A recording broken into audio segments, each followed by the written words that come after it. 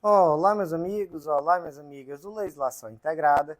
Aqui quem fala é o professor Bruno Valente. Nossa conversa de hoje é sobre jurisprudência em tese do STJ, edição 277. O tema de hoje é reclamação, segunda edição acerca desse tema. Então, antes de começar aquele convite, se inscreve no nosso canal, seja no Spotify, Deezer, Apple Podcasts, Google Podcasts ou no YouTube, e ativa o sininho para ficar sabendo sempre que tiver conteúdo. Nos segue também no Instagram, @legislação_integrada, onde todo dia tem novidade.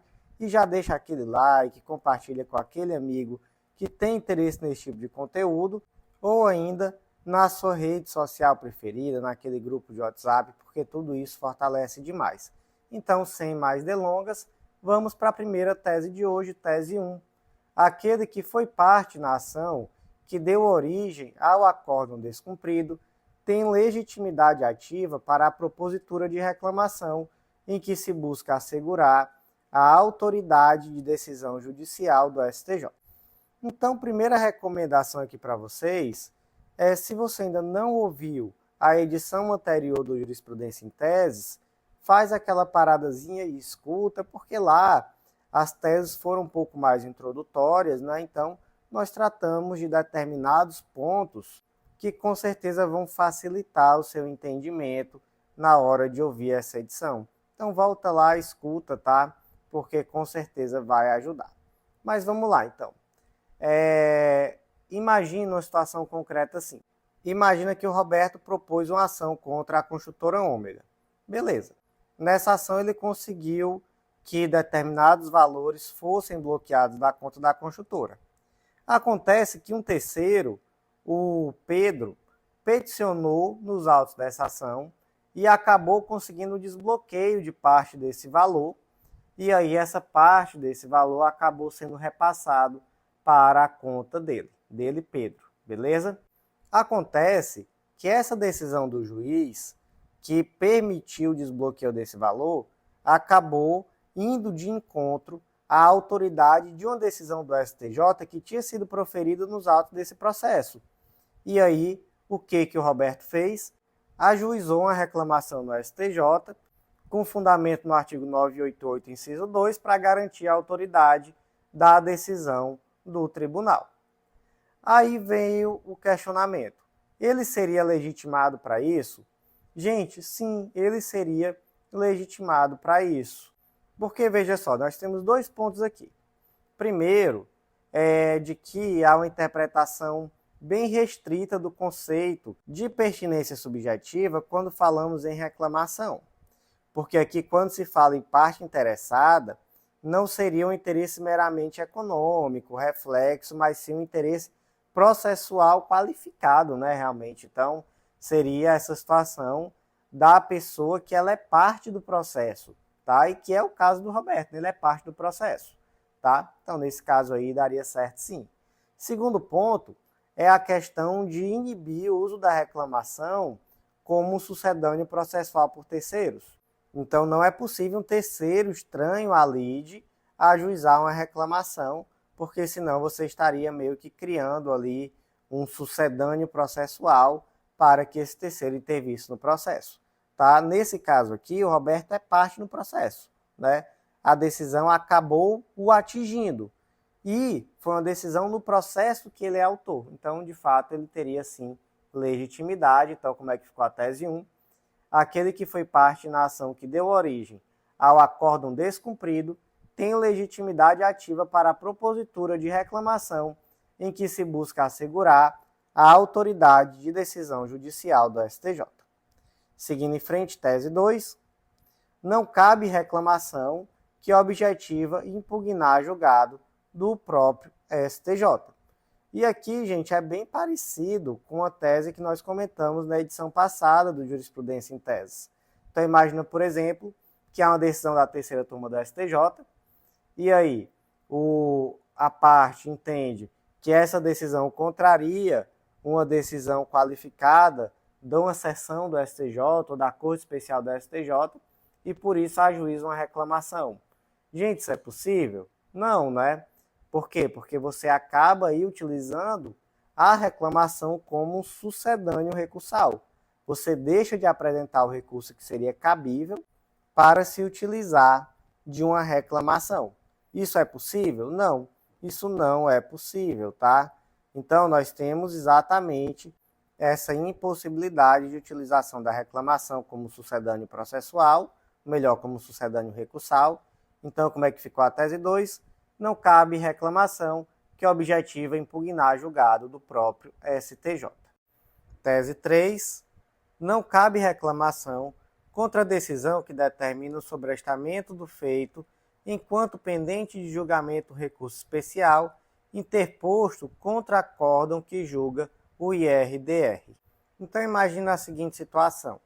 Tem o IRDR, né, ou seja, um incidente de resolução de demanda repetitiva, no âmbito de um tribunal de justiça. E aí já há uma decisão nesse IRDR, mas foi interposto um recurso especial. Aí, gente, imagina que os processos, todos os processos que tratam sobre esse tema foram sobrestados até o julgamento do IRDR. Ele foi julgado, né? Mas acontece que teve o recurso especial. O que a lei fala sobre isso? Fala que a suspensão ela só cessa após o julgamento do recurso especial ou extraordinário que foi proferido contra a decisão. Está lá no artigo 982, parágrafo 5º. Aí imagina que o Zezinho tem a ação dele, que está suspensa, e ele ajuiza uma reclamação questionando que essa suspensão persiste, apesar de já ter sido julgado o IRDR. Essa reclamação é cabível? Não, por dois motivos. Primeiro, porque ainda não existe decisão aqui cuja autoridade foi desrespeitada.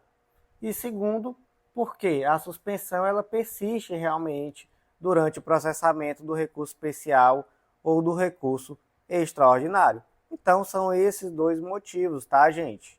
E aí eu quero que vocês façam uma distinção que é bem importante, tá?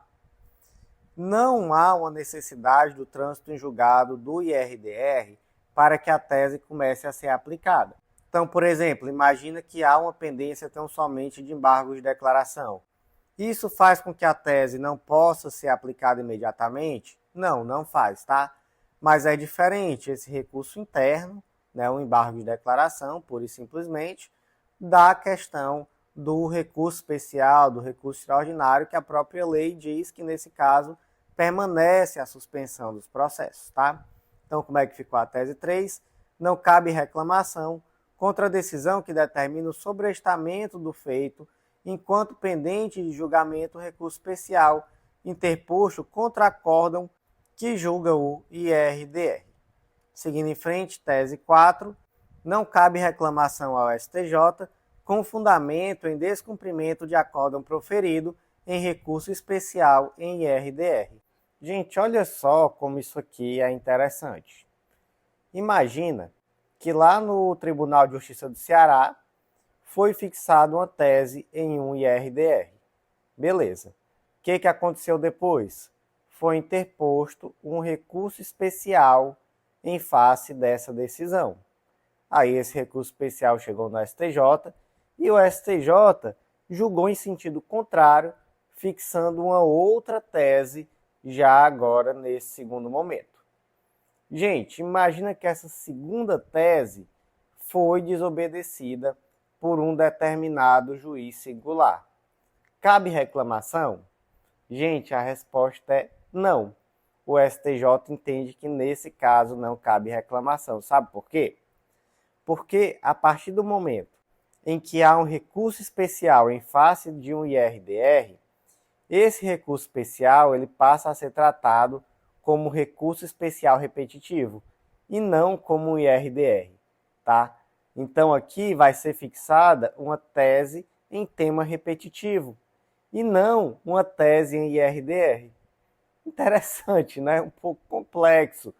E o fato é que o artigo 988, inciso 4 do CPC, traz o cabimento da reclamação para garantir a observância de acórdão proferido em julgamento de IRDR ou de IAC, e não para observância de tese repetitiva, tá? Fixada pelo STJ. Então, essa é a grande peculiaridade. Professor, então como é que faz? Aí, gente, no caso de precedente qualificado do STJ, o caminho normal seria o caminho recursal, que é cabível normalmente mesmo. Né? Então, você vai apresentar apelação, depois você vai eventualmente apresentar o recurso especial, enfim, não é? Pedindo exatamente essa adequação ao tema repetitivo fixado pelo STJ. Mas o artigo 988 não traz essa previsão de reclamação em virtude da desobediência à tese repetitiva. Então, por isso, não seria possível. E, inclusive, né, nós temos o 988, parágrafo 5º, inciso 2, que diz que é inadmissível a reclamação, inciso 2, proposta para garantir a observância de acórdão em recurso extraordinário com repercussão geral reconhecida ou acórdão proferido em julgamento de recurso especial ou extraordinário repetitivos, quando não esgotadas as instâncias ordinárias. O que isso demonstra? Que nesses casos, né, de recurso especial ou extraordinário repetitivo, ou ainda em julgamento do STF em sede de repercussão geral, não é possível a reclamação se antes esgotar as vias ordinárias, o que se dá, não é, por meio dos recursos que são ordinariamente cabíveis. Então, como é que ficou a tese 4? Não cabe reclamação ao STJ com fundamento em descumprimento de acórdão proferido em recurso especial em IRDR. Seguindo em frente, vamos para as teses 5 e 6, que serão conjuntamente analisadas. Tese 5. Não se exige o esgotamento da instância ordinária como pressuposto de conhecimento de reclamação fundada em descumprimento de acórdão prolatado em IAC. E tese 6. Não cabe reclamação se, na data da decisão reclamada, não havia tese fixada em IAC.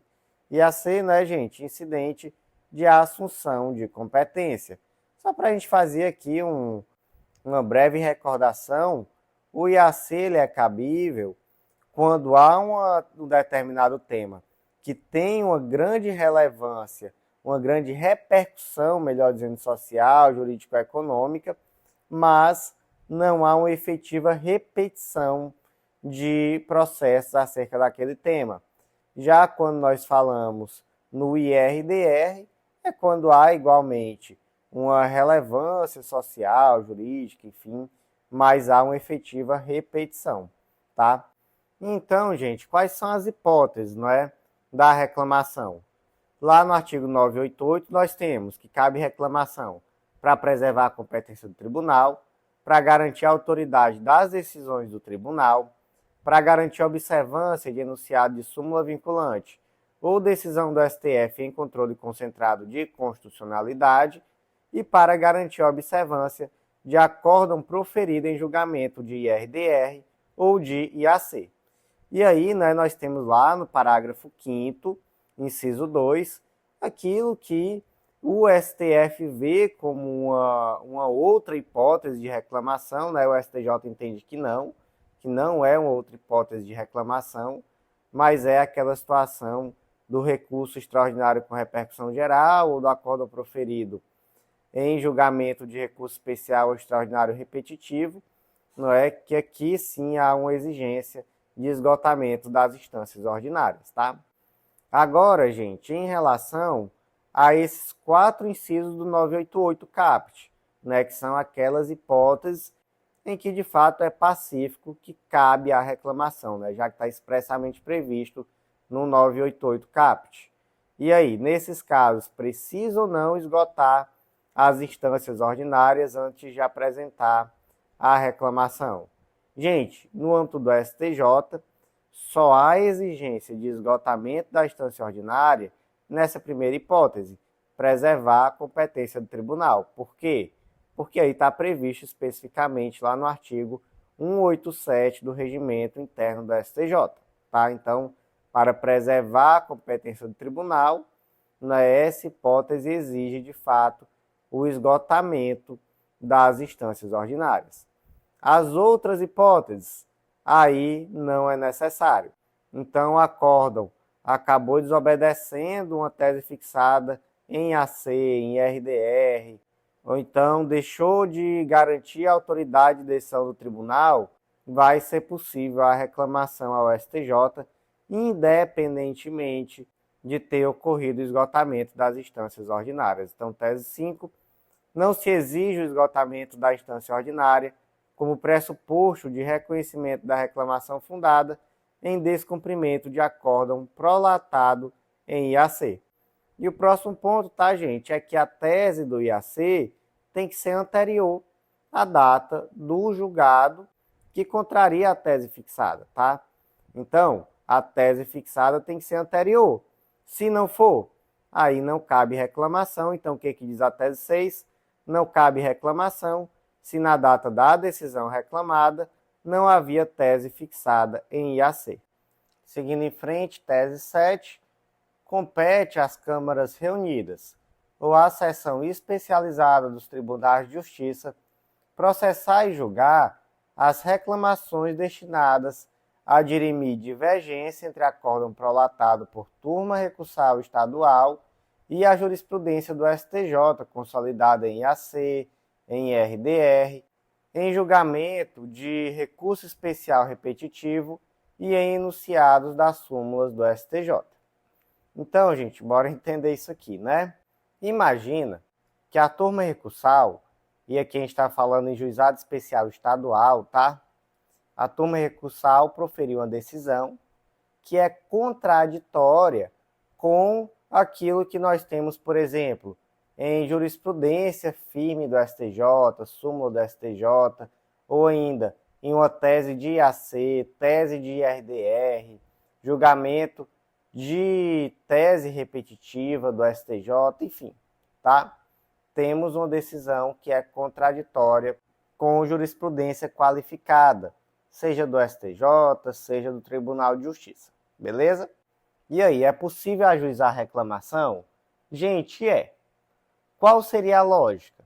É que, por exemplo, se a reclamação é por conta de uma decisão do STJ, fosse uma reclamação no STJ, não é isso? É assim que funciona na prática? Não. Porque o que acontece, gente? No âmbito do juizado especial estadual, não há uma previsão de um mecanismo de revisão ou de uniformização daquelas decisões das turmas recursais. No âmbito federal há, não é? Então, por isso, a gente vai até comentar numa tese no futuro que, nesse caso do juizado especial federal, não cabe a reclamação. Mas aqui cabe, tá? No juizado especial estadual cabe, porque não existe esse mecanismo. E aí, qual foi a solução encontrada? Foi que a reclamação é cabível, mas ela não vai ser julgada pelo STJ diretamente, nem pelo Tribunal de Justiça diretamente. Vai ser julgado por uma seção especializada do Tribunal de Justiça ou pelas câmaras reunidas, tá? Então, vai ser, de fato, dessa forma. E isso é disciplinado por meio de resolução e o objetivo, não é meio que tapar esse vácuo diante da inexistência desse mecanismo de revisão ou de uniformização das turmas recursais. Então, a tese 7 ficou assim: compete às câmaras reunidas ou à seção especializada dos tribunais de justiça processar e julgar as reclamações destinadas a dirimir divergência entre órgão prolatado pela turma recursal estadual e a jurisprudência do STJ consolidada em IAC, em IRDR, em julgamento de recurso especial repetitivo e em enunciados de súmulas do STJ. E, gente, eu vou pular aqui um pouquinho e eu vou logo lá diretamente para a tese de número 11. Só para eu já pegar o gancho. Então, o que diz a tese 11? Não cabe reclamação contra decisões proferidas pelas turmas recursais em demandas que tramitam perante juizados especiais federais. E aqui, gente, o motivo é aquele que eu já expliquei. Aqui no Juizado Especial Federal existe um mecanismo de uniformização das decisões das turmas recursais. Então, como há um mecanismo para isso, não é necessária a reclamação, então ela é incabível. Então, como é que ficou a tese 11? Não cabe reclamação contra decisões proferidas pelas turmas recursais em demandas que tramitam perante os juizados especiais federais. Gente, antes de seguir em frente, eu vou fazer aquele convite bem especial. Acesse legislaçãointegrada.com.br e vem conhecer o Clube da Lei, nosso clube de membros que dá acesso a todos os nossos materiais e a mais de 100 planos de leitura, com tudo que você precisa para um estudo completo, atualizado e organizado de lei seca e jurisprudência, e um material que é atualizado toda semana por esses mesmos informativos que eu comento aqui com você, também em formato de áudio. Então vem fazer parte, eu te aguardo, é um valor super acessível e vai ser um baita diferencial nos teus estudos. E vem também conhecer a editora integrada, vem publicar com a gente, você vai ver que é mais fácil do que você imagina e vai ser um baita diferencial também na sua prova de títulos. Então, seguindo em frente, tese 8, cabe condenação em honorários advocatícios na reclamação indeferida liminarmente quando houver aperfeiçoamento da relação processual. Gente, então aqui é uma questão que está relacionada com o princípio da causalidade, tá? Que é um princípio que ele é basilar na hora de determinar se houve ou não sucumbência. Então, basicamente, o princípio da causalidade, ele diz que aquela pessoa que deu causa à ação deve ser responsabilizada, inclusive com os honorários de sucumbência, tá? Então, imagine aqui uma situação em que foi ajuizada uma reclamação e não houve citação da outra parte ainda, mas a outra parte espontaneamente foi lá e contestou. Mas acontece que ela nem precisaria ter contestado, porque o que aconteceu foi que na hora que o juiz pegou aquela reclamação, ele deu o julgamento pela improcedência liminar do pedido. Tá? Então foi mérito mesmo, né? Julgou improcedente o pedido liminarmente. Aí vem a pergunta, nesse caso, deve haver condenação em honorário de sucumbência? Porque a grande questão é, já teve angulação do processo, né? Então a outra parte ela já veio fazer parte do processo e o trabalho do advogado já influiu no resultado de alguma forma, ou já que foi um comparecimento espontâneo, isso daí não deve ser levado em consideração e por isso não deve ocorrer essa condenação por honorários. Gente, olha só, existe uma divergência no âmbito do STJ, mas que na verdade talvez nem chegue a ser uma divergência mesmo, é mais uma análise casuística, porque há decisões, inclusive recentes, né? Eu trouxe aqui, por exemplo, a decisão de 2024 da segunda sessão, dizendo que o oferecimento espontâneo de contestação antes do despacho que determina a citação não configura a angularização da relação processual. Já outra decisão, que aqui fundamentou de uma forma mais direta a tese, ela foi proferida lá em 2022, também da segunda sessão, onde nessa decisão entendeu-se que esse comparecimento espontâneo com a apresentação de contestação, ela sim trouxe a uma angularização do processo e que por isso deveria haver a condenação por honorários. Nessa decisão especificamente, o que ficou claro foi que houve um trabalho muito minucioso do advogado e que esse trabalho acabou contribuindo para a decisão que foi proferida. Então, dessa forma, né, entendeu-se que seria devida sim a fixação de honorário de sucumbência. Já no outro caso, né, entendeu-se que houve um comparecimento espontâneo, isso não influiu de forma alguma, né, ainda não tinha ocorrido a citação e por isso não seria cabível, tá? Mas então me parece ser muito mais uma análise casuística do que propriamente uma divergência de jurisprudência, né? Ambas as decisões, inclusive, são da segunda sessão. E o que a tese parece dizer é bem isso, né? Olha só, cabe a condenação por honorários, nesse caso, de reclamação indeferida liminarmente. Mas quando? Quando houver aperfeiçoamento da relação processual, não é isso? Então, como é que ficou a tese 8? Cabe condenação em honorários advocatícios na reclamação indeferida liminarmente, quando houver o aperfeiçoamento da relação processual. Então, aqui se aproxima muito mais, né, da decisão de 2022, que entendeu pelo cabimento, mas me parece que dialoga também de alguma forma com a decisão de 2024, ainda que a de 2022 esteja com certeza mais claramente contemplada aqui nessa tese. Então, seguindo em frente, vamos lá, tese 9. Cabe condenação em honorários advocatícios em reclamação ajuizada contra acórdão proferido por turma recursal do juizado especial. E aqui, gente, a grande questão é entender que o artigo 55 da Lei 9.099 de 95 só impede a condenação por honorários de sucumbência e também por custas em primeiro grau, tá? Então, já no âmbito da turma recursal e posteriormente ainda nesse âmbito de reclamação, né, que nós já vimos que é julgado ou por um órgão especial do Tribunal de Justiça ou pelas seções do Tribunal de Justiça reunidas, aí, né, caberia sim a condenação em honorários de sucumbência, desde que já tenha ocorrido a angulação processual, né? Então segue aquela mesma lógica anterior, beleza?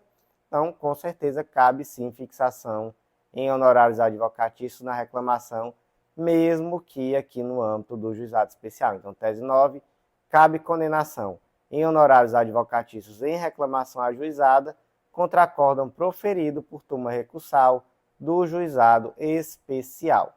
Seguindo em frente agora, a última tese de hoje, tese 10. Não cabe reclamação contra acórdão do Tribunal de Segundo Grau que efetua novo julgamento de embargo de declaração e, supostamente, permanece omisso. Então, imagine um caso concreto assim. O Zezinho apresentou embargo de declaração, dizendo que a decisão de segundo grau foi omissa, e esse recurso não foi nem conhecido. E aí foi apresentado recurso especial, e aí o STJ determinou que o Tribunal de Justiça refaça esse julgamento dos embargos de declaração.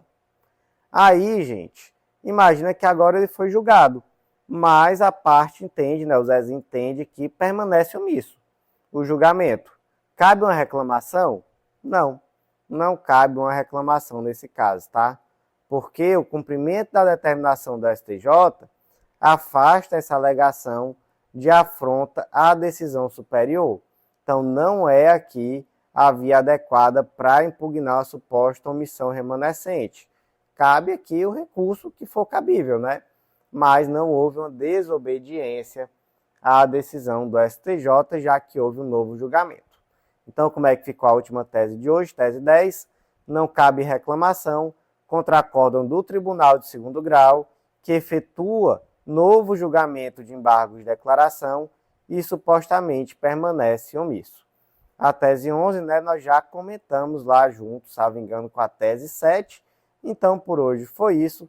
Eu agradeço muito a você que ouviu até o final. Então, já deixa aquele like, aquela avaliaçãozinha com 5 estrelas no Spotify, aquele comentário, porque tudo isso fortalece demais e leva esse projeto a mais lugares. Então, por hoje foi isso. Eu agradeço muito a você que ouviu até o final e até a próxima.